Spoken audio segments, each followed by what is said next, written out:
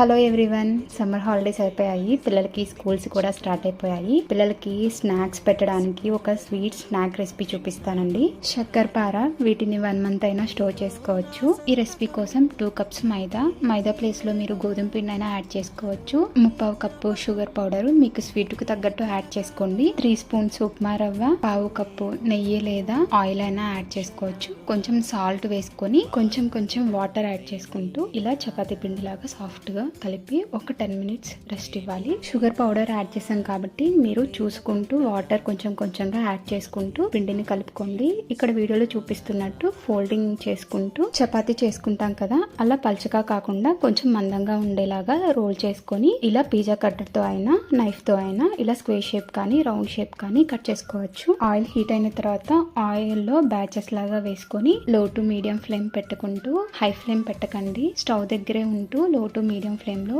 మంచిగా ఫ్రై చేసుకోవాలి. అంతేనండి, శక్కరపార రెడీ అయిపోయింది. ఈవినింగ్ టైంలో టీ స్నాక్ గా అయినా తినొచ్చు. ఇంకెందుకు ఆలస్యం అండి, మీరు కూడా మీ ఇంట్లో ఒకసారి నేను చెప్పిన మెథడ్ లో ఒకసారి ట్రై చేసి చూడండి. బయట ఏ ఆయిల్ తో చేస్తారో తెలియదు కదండి, మనం ఇంట్లోనే ఫ్రెష్ ఆయిల్ తోటి పిల్లలకి మంచి స్నాక్స్ ట్రై చేయొచ్చు.